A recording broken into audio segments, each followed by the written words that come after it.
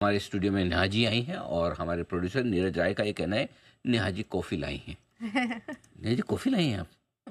Coffee में जो कुछ हो रहा है उसकी जानकारी लाई हूँ। नीरज ने गलत बताया फिर हमको। बोले नेहा जी कॉफ़ी लेके आई हैं। अच्छा, जो लाई है वो बताइए क्या लाए हैं आप?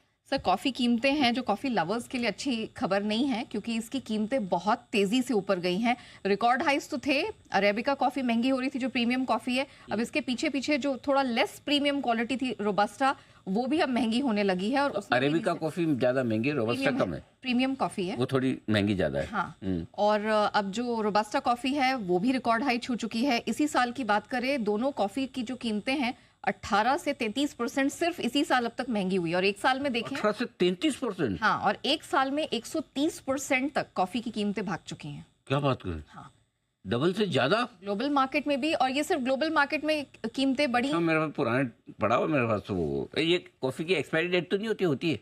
नहीं पी जल्दी होती है। हाँ। जल्दी पीनी पड़ेगी।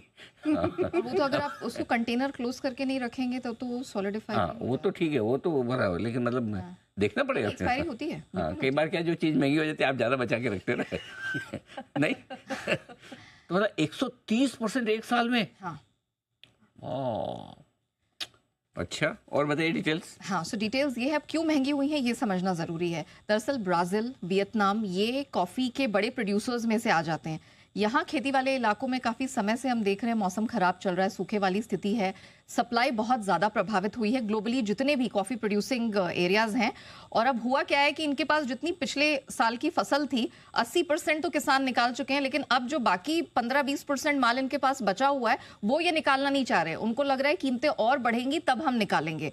तो यहाँ पर इस कारण से हम देख रहे हैं कि कीमतें और यहाँ महंगी होती चली जा रही हैं। ब्राज़ील ने जो नई फसल है, जो नई क्रॉप यहाँ पर शुरू हो रही है, उसके लिए जो सरकारी उनकी कृषि एजेंसी है उन्होंने अनुमान लगाया है कि आने वाले इस क्रॉप सीजन में भी 3 साल के निचले स्तर पर आउटपुट गिर सकता है। ऑलमोस्ट यहाँ पर वो मान रहे हैं कि 4.5-5-6% तक की भी गिरावट आ सकती है। ये फर्स्ट एस्टिमेट्स हैं, फर्स्ट एडवांस एस्टिमेट्स हैं। दुनिया भर में लागत बढ़ रही है, ट्रांसपोर्टेशन कॉस्ट भी बढ़ा हुआ है, लेबर की कमी है और डिमांड इन स्तरों पे भी बहुत तेज है। इस कारण से हम देख रहे हैं प्राइसेस बढ़े। इनफैक्ट नेस्ले की मैं एक रिपोर्ट पढ़ रही थी और उनके मैनेजमेंट ने कहा है कि कीमतें इतनी महंगी हुई हैं कॉफ़ी की कि उनके जितने प्रोडक्ट्स हैं, जैसे उनका पॉपुलर ब्रांड है नेस्कैफे, फिर उनके चॉकलेट के जितने ब्रांड्स हैं, उन्होंने कहा हमें तो ये कीमतें पास ऑन करनी पड़ेगी, कोशिश करेंगे नहीं करें लेकिन कीमतें पास ऑन हमें करनी ही पड़ेंगी, क्योंकि कॉफ़ी बहुत महंगी हो गई है। और वो रिटेल प्राइसेस में भी दिखाई दे रहा है। लेकिन आउटलुक है वो थोड़ा राहत देने वाला है। एक रॉयटर्स की ताज़ा पोल निकल कर आई है और इसमें ये बात निकली है कि कीमतें इतनी महंगी हो चुकी हैं पिछले साल से ही कि अब थोड़ी गिरावट की संभावनाएं लग रही हैं। रोबस्टा कॉफ़ी, अरेबिका कॉफ़ी, इसकी कीमतों में इस साल 28 से 30% का करेक्शन आ सकता है, ऐसा इस पोल में निकल के आ रहा है।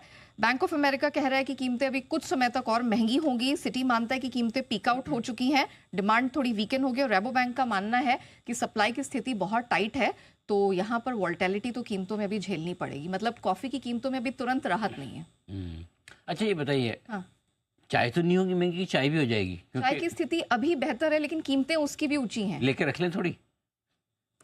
नहीं, मेरा सवाल नहीं है, कुणाल जी। हाँ,